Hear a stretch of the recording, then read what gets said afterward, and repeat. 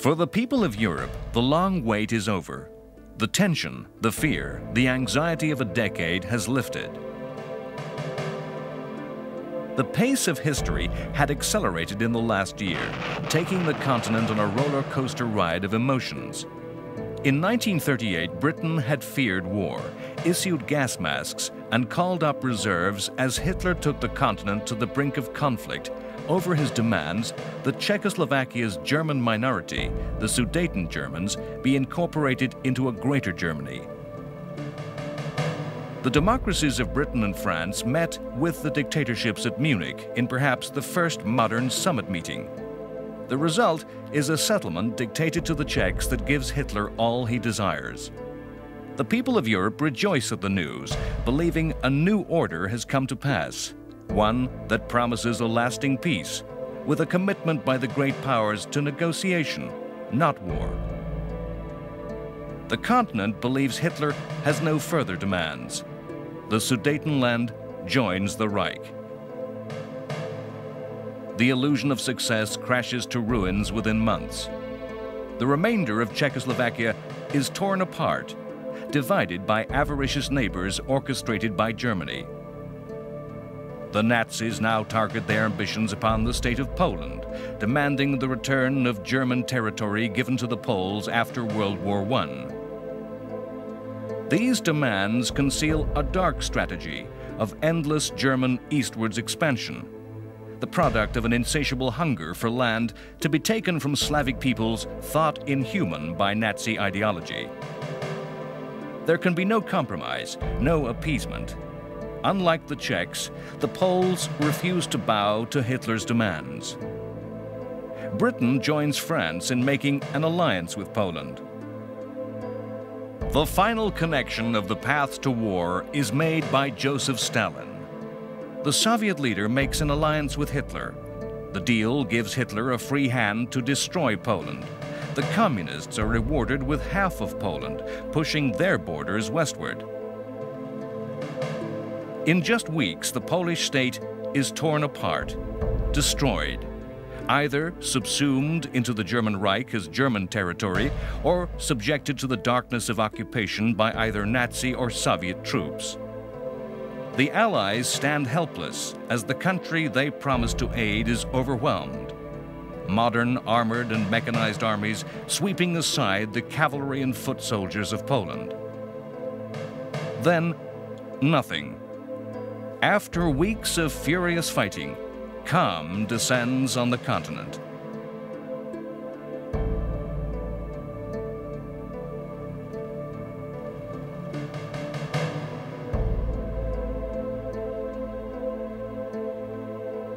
The time that followed the destruction of Poland in just 5 weeks of frenetic activity came to be called the Phony War, the war that wasn't really happening. Now imagine me in the Maginot Line, sitting on the mine in the Maginot Line. Now it's turned out nice again, the army life is fine. The phrase was coined in the United States. Britain talked about the Boer War and the Twilight War. The French talked of La Drôle de Guerre. In Germany, they called it the Sitzkrieg. France and Britain demonstrated their decision to end appeasement and honored their decisions to aid Poland. But the democracies did little to actually help Poland in any material way. They did little that could indirectly help the Poles by distracting or diverting Hitler's attention.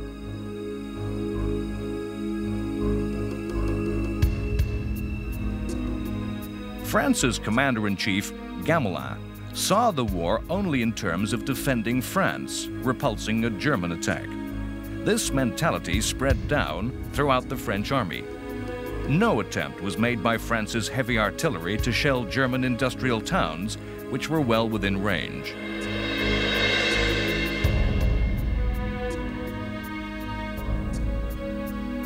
Small probing attacks were made into Germany. When the French reached the Siegfried Line, fortifications which were the German equivalent of France's Maginot Line, they stopped. The inactivity, the passive waiting, sapped the moral strength and the will of the French army, demoralizing the many thousands of reservists summoned away from their civilian lives. Britain proved equally reluctant to engage the Germans. Britain, in particular, was seized by fear of air raids.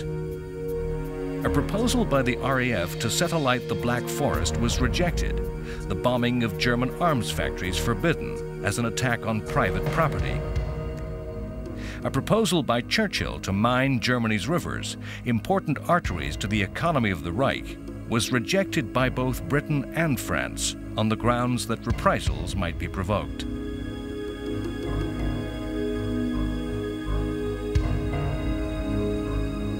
The first death of a British soldier did not occur until December 1939. This was in severe contrast to World War I, when, in the same time, 50,000 British servicemen had died. It's no surprise that the war seemed phony. The public mood of determination and resolution that had swept the democracies when war broke out gradually faded away. The willingness to resist an expected immediate attack melted into boredom. The blackout, the rationing of food, the evacuation of children far away from home, the closure of places of entertainment became irritations.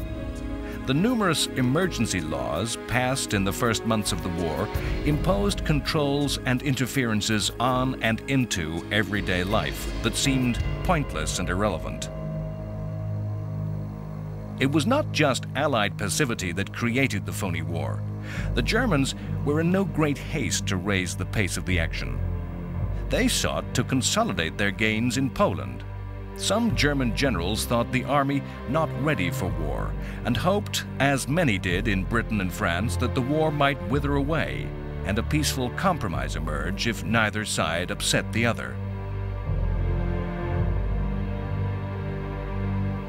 Perhaps another reason for the phony war is the simple fact that the weather of that winter was some of the most severe in living memory.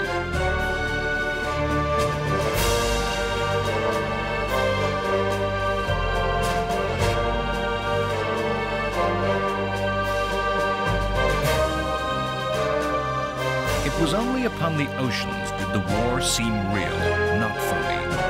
Germany's naval strategy was to attack enemy ships wherever possible, using both surface raiders and U-boats.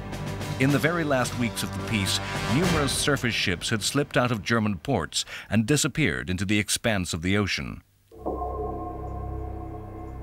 The entire U-boat fleet put out to sea and took up position in the Atlantic. As war broke out, immediate attacks began upon merchant shipping, with clashes between the naval forces. The anchorage of Scapa Flow in Britain's far northern Orkney Islands was used as a forward base by the British fleet in attempting to seal the North Sea. On the night of October 13th, a German U-boat daringly entered the anchorage and torpedoed the huge British battleship Royal Oak, which capsized with the loss of 833 British sailors.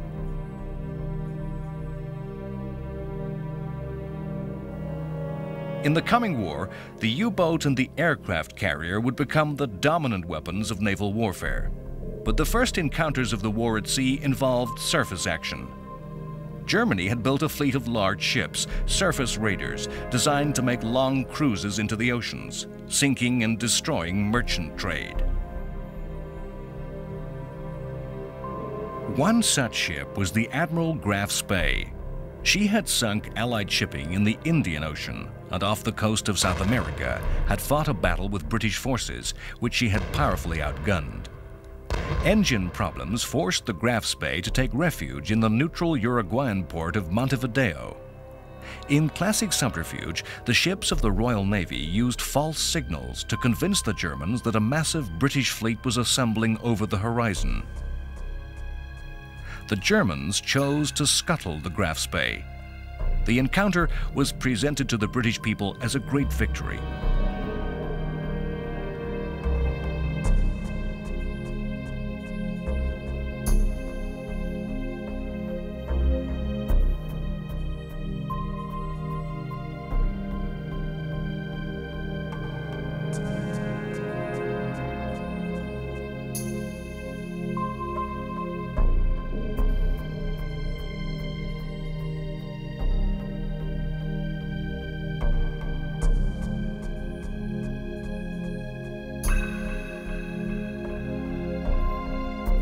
The Graf Spee had taken many British prisoners and transferred these to her supply ship, the Altmark.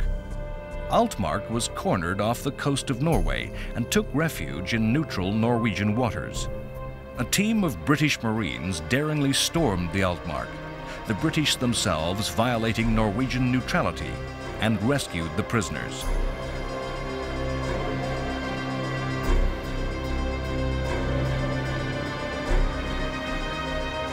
Britain had learned some of the lessons of World War I and immediately introduced convoys against U-boat attack, resources restricting the extent to which escorts could be provided. Churchill, as Britain's First Lord of the Admiralty in charge of Britain's Navy, showed the wild, maverick side of his nature, insisting that defense measures were not enough and demanded search and destroy patrols be launched against submarines. This was against all advice that this was proven to be a poor way to deal with U-boats. Churchill rejected the advice of the admirals. The result was that the British aircraft carrier the Courageous was sunk, and another badly damaged.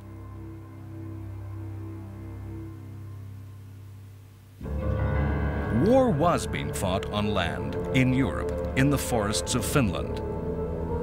The global conflict that became World War II was, in many ways, a number of small wars that broke out at the same time and aggregated together. One such conflict was that fought between Finland and the Soviet Union. The fighting that broke out at the end of November 1939 was the direct outcome of the Nazi-Soviet pact, in which Stalin demanded Finland become part of Russia's sphere of influence.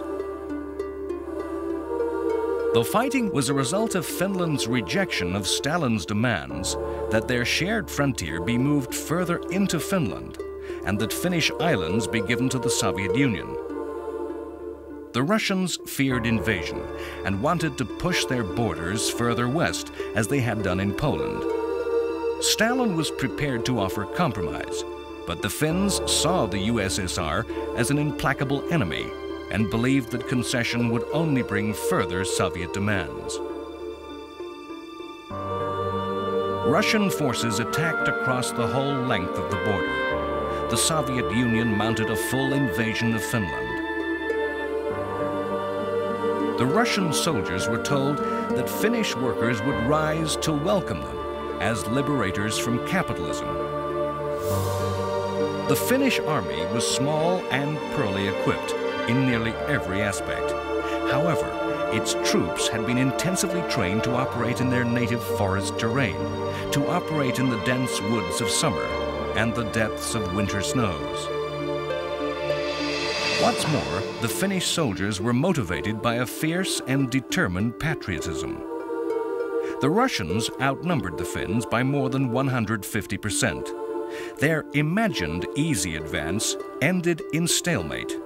The Finns absorbed and repulsed repeated attacks, and the Russian superiority in air forces was negated by the short Arctic winter day and poor weather.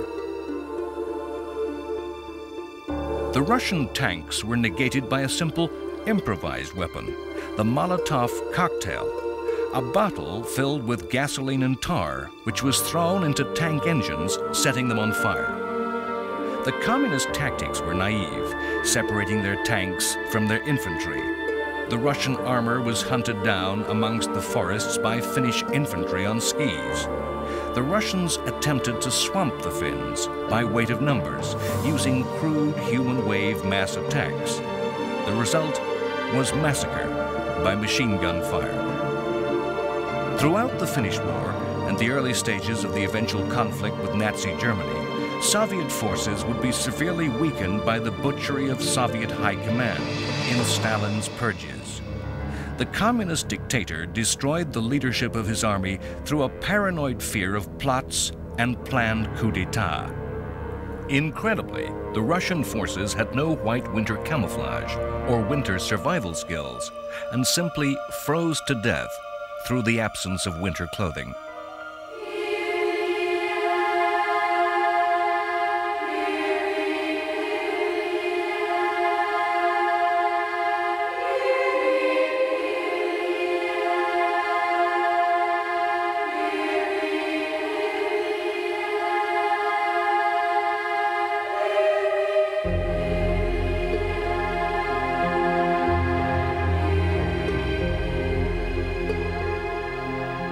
Finland appealed to the League of Nations. In its last major intervention in world affairs, the League proved as impotent as ever to prevent the war. The USSR was expelled from the League, and all member states urged to support the Finns.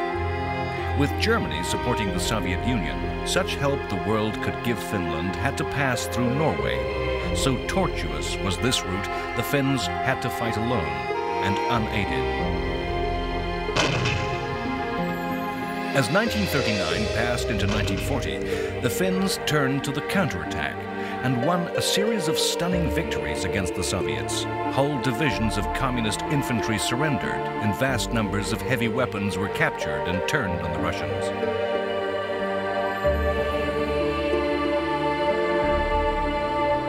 The Finnish successes brought the Russians to the negotiating table. They also made the Finns believe that ultimate victory was possible, and led them to push for a hard bargain with the Soviet Union.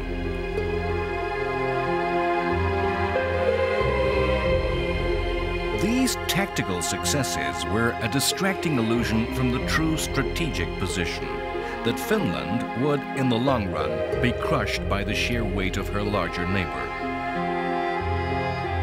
Finland was falsely encouraged by a British and French plan to aid Finland. In reality, this was a plan to seize neighboring neutral Sweden's iron ore deposits. The Finns judged that it was not a serious offer that Britain and France would really carry through. In the time being, as the negotiations persisted, the Soviet army reorganized and mounted new, heavier attacks. The Finnish army could take no more, and in the end crumbled. Early in March 1940, the Finns signed an armistice with the Soviets in Moscow. The USSR could have pushed on to total victory and occupied the whole of Finland, installing a puppet communist government. Yet they did not. They accepted territory, more than they originally demanded, but still leaving Finland's democratic institutions and the bulk of her territory intact. It may be that the Soviet Union wished to avoid war with Britain and France, and wished for freedom to negotiate in the new Europe. In fighting Finland, the Soviet Union lost more than 200,000 men to the Finns' 25,000. The Red Army lost credibility, and its final success was ignored by the world. The war drove Finland, a democratic nation, a natural ally of Britain and France, into the arms of Hitler. As soon as the peace between Russia and Finland was concluded, secret approaches were made by the Nazis, who saw Finland to be an ally in the coming final conflict, a war of destiny to destroy Soviet communism. Germany supplied Finland with new modern equipment, and the Finns rebuilt a modern army and planned for revenge against Russia.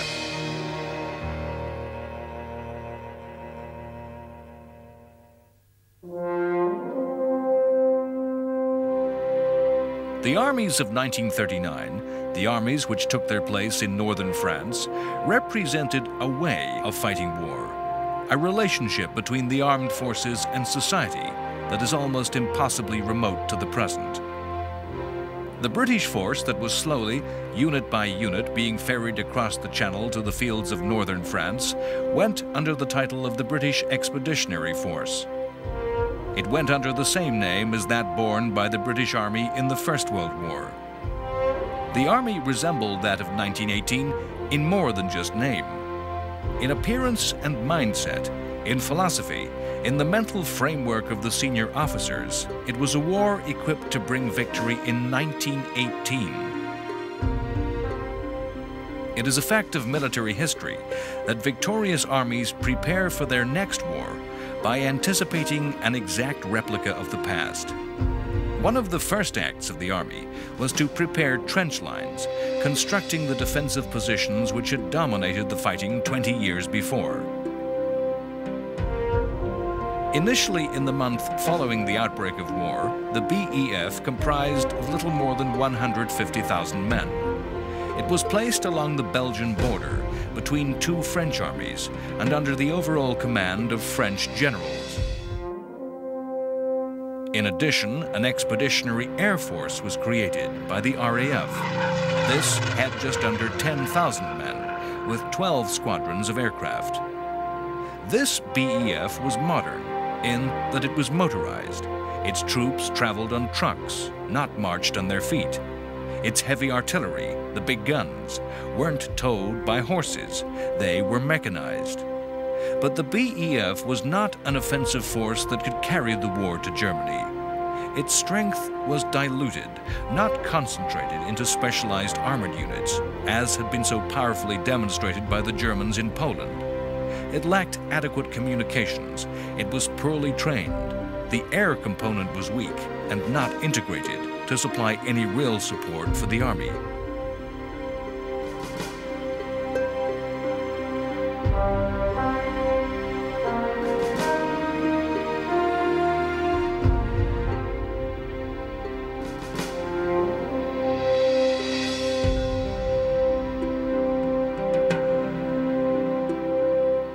Through the winter, the BEF dug trenches, caught up on training, and waited to see what would happen. In the spring of 1940, the BEF was supplemented by territorial units, reserves of part-time soldiers. Its strength then began to approach 400,000, but nearly half of these troops were little more than labor, had little military value, and almost no equipment.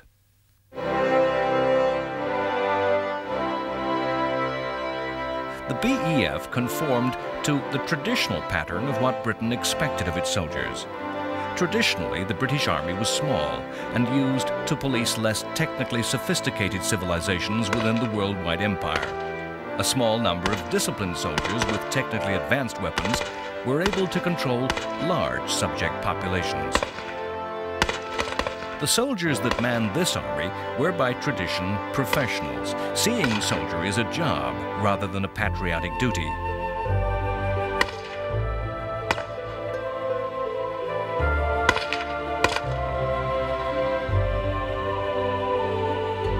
Tanks had been one of the most startling innovations of the First World War. They had developed from agricultural tractors as armored vehicles to cross the morass of no man's land into the hail of machine gun fire that had made conventional charges by infantry with bayonet and by cavalry with sword or lance bloody killing grounds. Tanks had played significant roles in the great victories of the British in 1918, but amidst the confusion of the war, to read the true potential of the weapon required a leap of imagination that was made difficult by the Allied victory.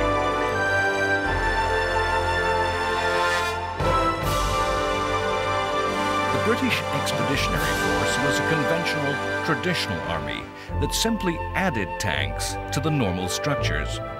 The thinking that guided the BEF was the product of severe debate between the wars on what a tank could do. Those who argued for all armored formations as adopted by Germany were sidelined and defeated. So the BEF was an army where infantry fought on foot, guns were towed to battle and dug in for set-piece bombardments, and cavalry, although now in armored vehicles, used lightly armored vehicles that would enable them to fulfill the cavalry's role of scouting and pursuit of defeated infantry. Tanks were attached to the infantry to allow foot soldiers to cross no man's land. The British Army traditionally was small and professional. France had a different relationship between soldier and state. The tradition of the citizen in arms that dated back to the Revolution remained.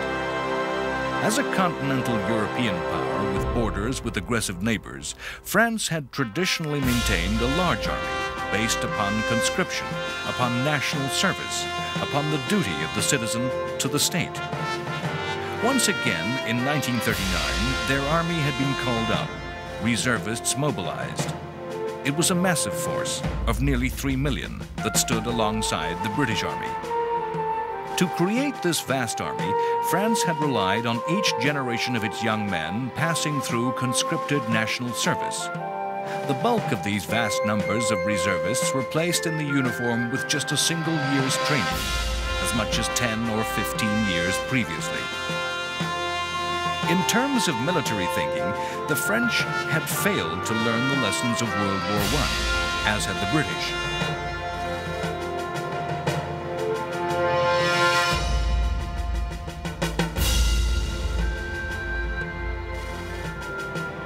French tanks were over 3,000 in number, the equal of those in the German army, and were technically high in quality. But they were designated to accompany infantry, not to act as an independent strike force. The army as a whole was poorly equipped. France was unable to bear the economic cost of supplying such a huge force with mechanized transport. Most of France's guns were towed by horses. They were still horse cavalry regiments. The infantry marched on foot into battle. Orders were sent by messenger, not by radio or field telephone. The nation which went to war was, however, confident of victory. Opinion polls of the citizens that were soon to wear uniforms showed that 75% of France supported military action against Hitler over Poland. Generals have always stressed the need for focused goals. In this, the French army was devoid of inspiration. Its only goal was to resist. France's army thought the lesson of World War I was that the defense held the upper hand in combat, that the machine gun, in entrenched positions, could defend against battalions. This had been the hard-learnt lesson of France's Western Front. For the French soldiers defending their country's western borders, the defining moment in the history of World War I had been the Battle of Verdun, a complex of forts on the Western Front that had been resolutely defended to the death, with hundreds of thousands of casualties on both sides. France saw the path to victory in 1939 as making their whole country into a new Verdun, against which Germany could be provoked to attack. Attacks which would break against the fortress walls so decisively that German strength would be destroyed. This tactic produced the Maginot Line of forts, a fantastic complex of defenses.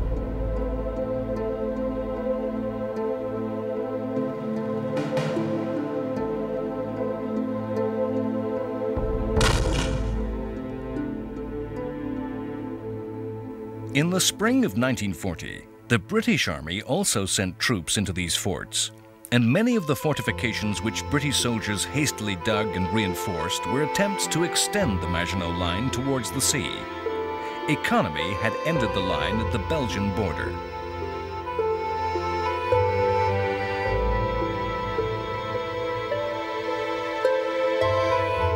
Britain and France were both centers of large worldwide empires, and often the soldiers both countries deployed were troops from those empires. Indian troops were to be seen in the fields of France as part of the British Army. France deployed many troops from its Army of Africa. Some of the forces that were being assembled against Germany were Poles who had undertaken incredible journeys, escaping via Hungary, Bulgaria, Turkey, and the Middle East to somehow link up once more with their British and French allies.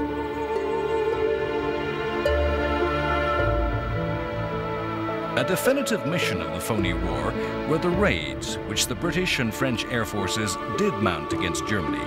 These were raids of leaflets. In the early months of the war, Britain in particular clung to the belief that Germany might still be persuaded to listen to reason and negotiate a peace. For several months, the Royal Air Force scattered leaflets all over Western Germany, setting out a logical, reasoned case against Nazi expansion into Europe. There appears to have been no effect on public opinion in the Third Reich. The only value of the raids was in training crews in navigation over Germany at night. Neither German, British, nor French air forces sought combat during the Phony War. Attacks were made on shipping, and photographic reconnaissance was made.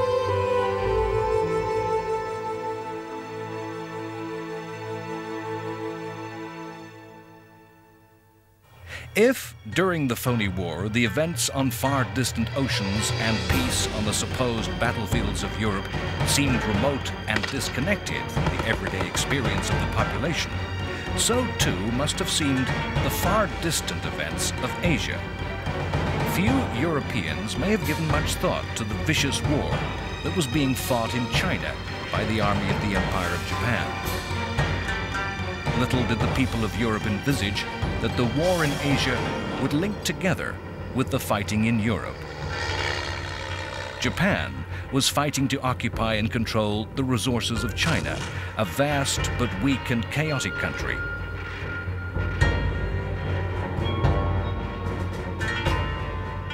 Japan sought to eventually replace the European powers as the imperial master in Asia.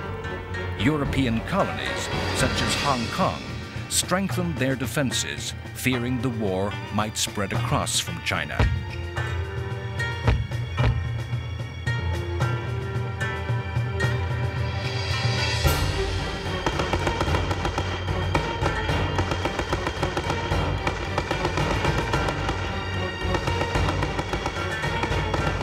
That war was itself a complex tangle of wars, a conflict within conflicts.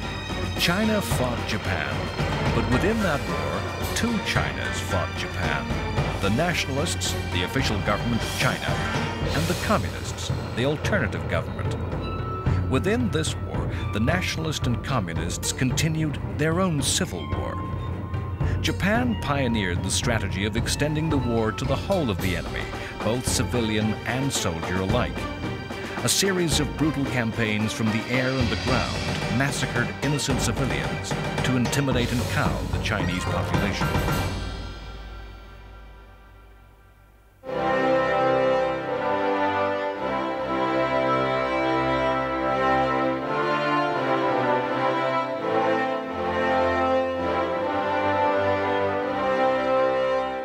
On March 7, 1940, the Queen Elizabeth, then the largest passenger liner in the world, completed its maiden voyage, docking in New York. The liner had dashed across the Atlantic at top speed. The voyage was kept a total secret. The ship had traveled alone, without escort, relying on her high top speed to outrun any possible attack by Germany's U-boats. She was sent to New York to complete fitting out and escape attack by air raids. The enormous size of the liner and her high speed made her as potent a weapon of war as any battleship, delivering the resources of war in vast quantities. In the coming years, she and her sister liner, the Queen Mary, would make any number of high-speed journeys across the ocean, always alone, always in top secret.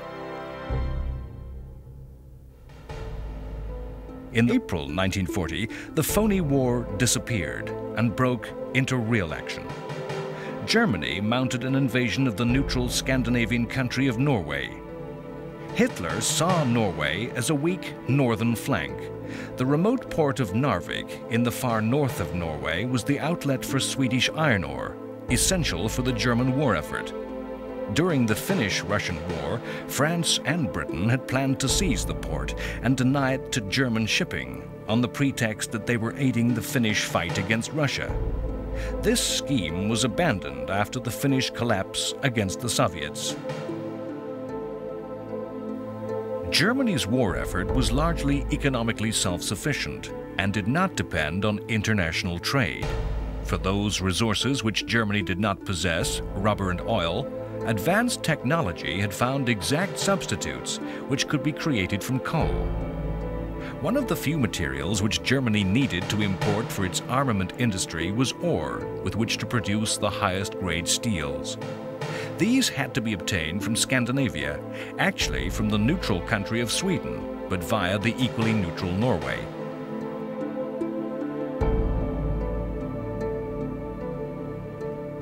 Britain's war of resources was dependent on free Atlantic sea trade. Shipping came under intense attack, and the Battle of the Atlantic between the two navies was to become a crucial conflict of the war. For Germany's navy, the key problem was access to the open sea. Germany's coastline was short and easily closed off by the opposing British. The German navy had already put to sea before the war had broken out. Now, as the conflict extended, The key resource for the German Navy was to gain further coastline from which to base U-boats and surface raiders. The coast of Norway, with its fjords and deep inlets, provided a series of harbors and bases to the Germans that would enable them to threaten merchant shipping and evade the efforts of the Royal Navy to counterattack. Norway and Sweden were countries walking the tightrope of neutrality. In a war which depended on internationally traded materials, it would be increasingly difficult to remain neutral and have neutrality respected. If Germany violated Norwegian neutrality, so did Britain and France.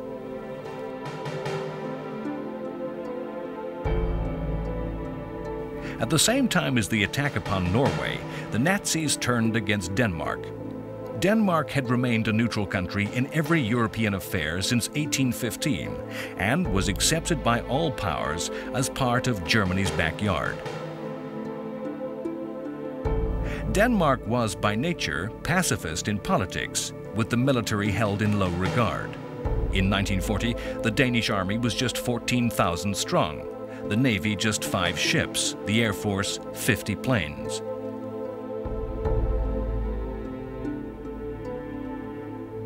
The invasion of Denmark began at 4:15 a.m. on the morning of April 9th. The Danish government capitulated just 1 hour and 45 minutes later. Denmark was attacked because it was in the way, an innocent bystander in the path of the attack upon Norway.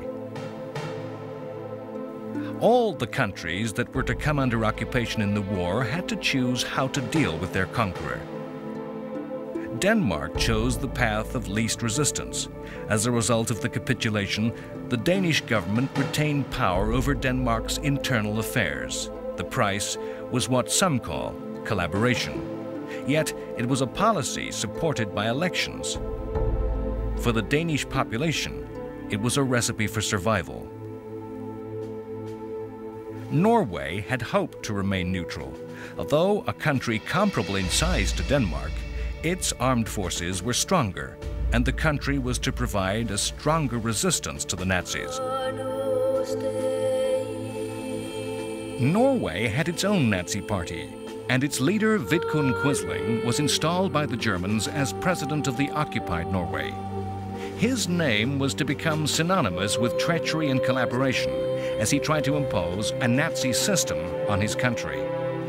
As the Germans mounted their invasion, their troops embarked, their aircraft and ships fueled and armed. They were taking part in a carefully planned operation to grab resources needed to further fight the war. History conceals from us the confusion endured by both sides in 1940. If there is a lesson of military history, it's the way in which the most extensively planned operations simply do not turn out as planned. The fighting in Norway became caught up in just such confusion. As the German forces sailed up the coast, they encountered British forces, not a defense. They were involved in an offensive operation of their own. There had been intensive pressure in Britain to end the phony war, to do something. Britain and France had decided, unbeknownst to Germany, to lay mines in Norway's coastal waters. The aim was to force German shipping out from Norway's neutral waters into the open sea, where they could become victim to British destroyers and submarines. The mining operation ran into the German invasion. Hastily, the British revived the plan to occupy Norway. It was planned badly, poorly controlled, and from the first to last, an operation conducted in a climate of confusion. The action started badly. Units embarked on ships, got off their ships, were ordered back aboard, leaving behind their heavy artillery. An amphibious operation, it was planned by admirals and generals who so jealously kept their independence, they traveled on separate ships. The fighting was to be amongst the subarctic mountains and fjords of Norway, yet ordinary British infantry was pitted in combat against special mountain troops of Germany. Troops were sent without anti-aircraft units, only to be subjected to bear constant Stuka attack. Despite some determined action by the Royal Navy, after having been initially caught off guard when British destroyers completely devastated a large force of German ships, the poorly equipped and organized British troops were pounded from the air and driven to constant retreat by the mountain troops, led by some of Germany's best generals.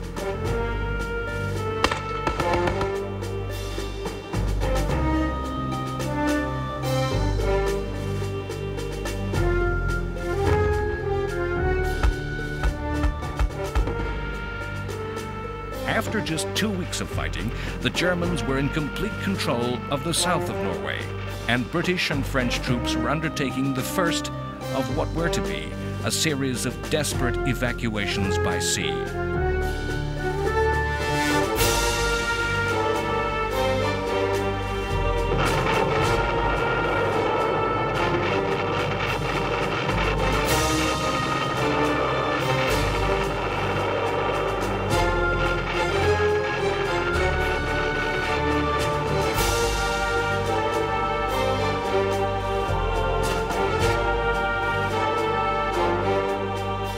The initiative for this action came from Churchill and displayed Churchill's habit of proposing wild strategic adventures on the fringe of war at its very worst.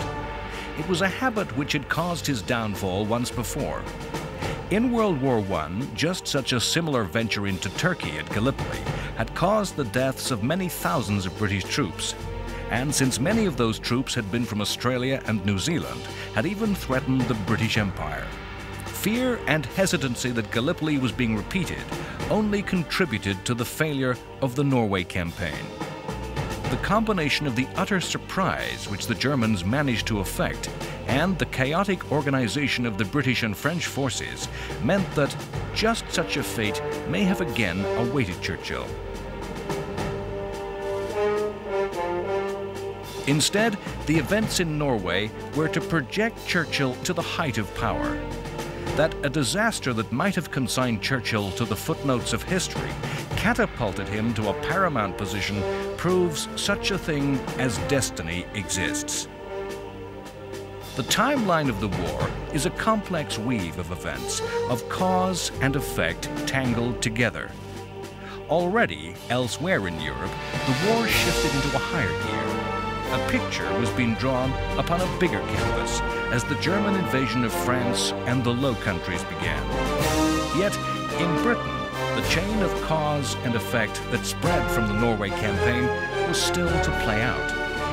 The government had been led by Neville Chamberlain. Chamberlain has earned an unfortunate place in history as the principal architect of appeasement, forever to be associated with the Munich Agreement that had consigned Czechoslovakia to oblivion, with promises reneged and trust betrayed. Chamberlain, in fact, only represented the views of nearly everyone in Britain and her ally France.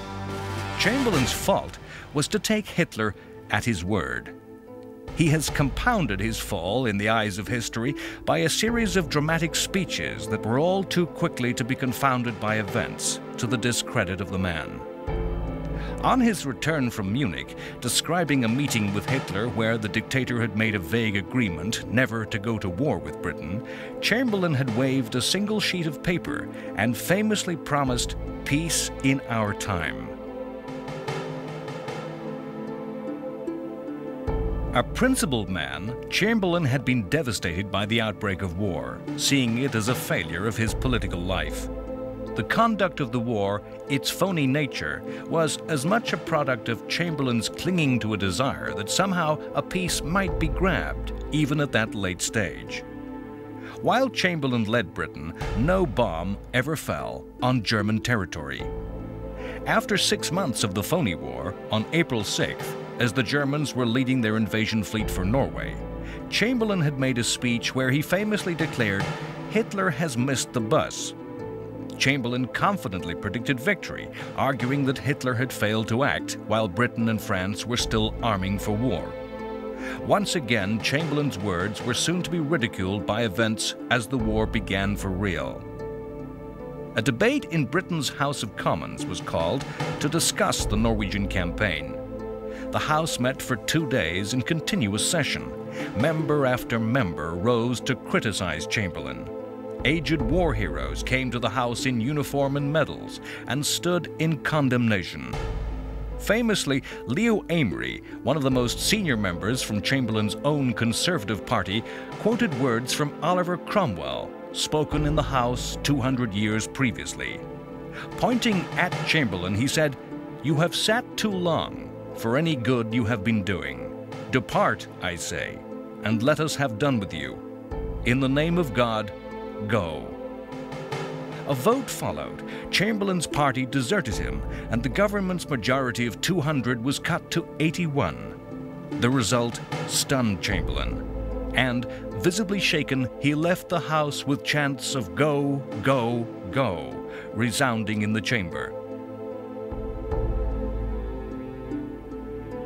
Chamberlain, in fact, did not relinquish power easily. He asked the opposition parties, principally the Labour Party, to join a coalition government. The Labour leader Attlee refused, saying Labour would only serve under a different Prime Minister. Chamberlain held a meeting with King George VI, Churchill, and the most senior minister, Lord Halifax, who was Britain's Foreign Secretary. Halifax was the choice of those in government to succeed Chamberlain. The King asked Halifax to form a government. Halifax declined. Uncharacteristically, Churchill achieved his life's ambition by remaining silent. Churchill was chosen because of his dissociation from the politics of appeasement. He alone, of politicians outside the central establishment of British politics, had an arsenal of political and strategic creativity, coupled with instinctive, innate, and powerful talent for the game of war. He himself later remarked on his taking office, "I thought I knew a great deal about it all, and I was sure I should not fail." As he became British Prime Minister, Churchill regarded himself as fulfilling a personal destiny. Churchill's rise to power was the last act of a course of events started by the fighting in Scandinavia.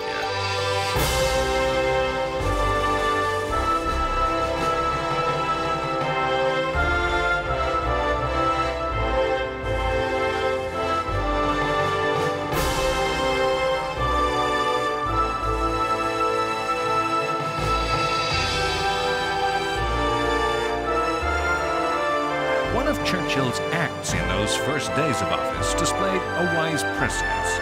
Taking the advice of RAF officers, he forbade sending more units to France, reasoning they would be fighting a lost cause. These planes had a place in another battle, the Battle of Britain, that was to follow.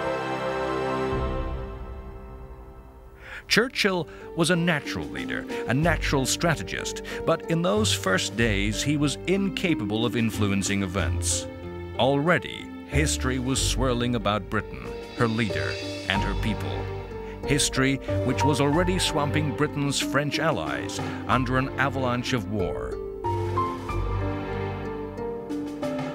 Next time, on World War II, The Complete History.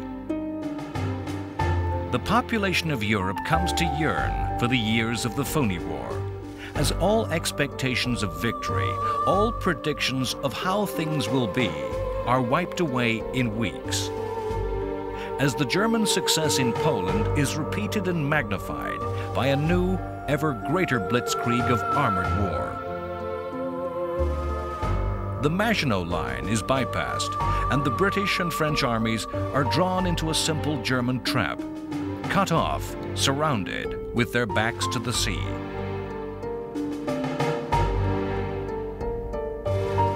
The British are evacuated by an armada of small boats. In the miracle of Dunkirk, the army is saved to fight again. The Germans swing south and destroy France. The ancient dominant power of Europe is defeated in weeks and forced into humiliation of surrender by a vengeful Germany. A weary and defeated France descends into a hell of occupation and the shame of collaboration.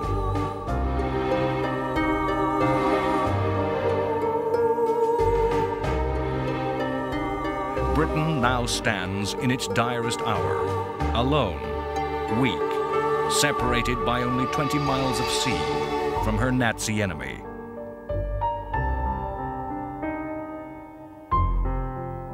The people of Britain experienced the terror, the fear that other European powers have endured, the fear of invasion, of subversion, of occupation. Invasion and attack is expected. Every desperate reserve of improvised defense is deployed. Hitler offers peace once more. The reply from Churchill is of pure defiance. To fight on the beaches, to fight on the streets, to never surrender.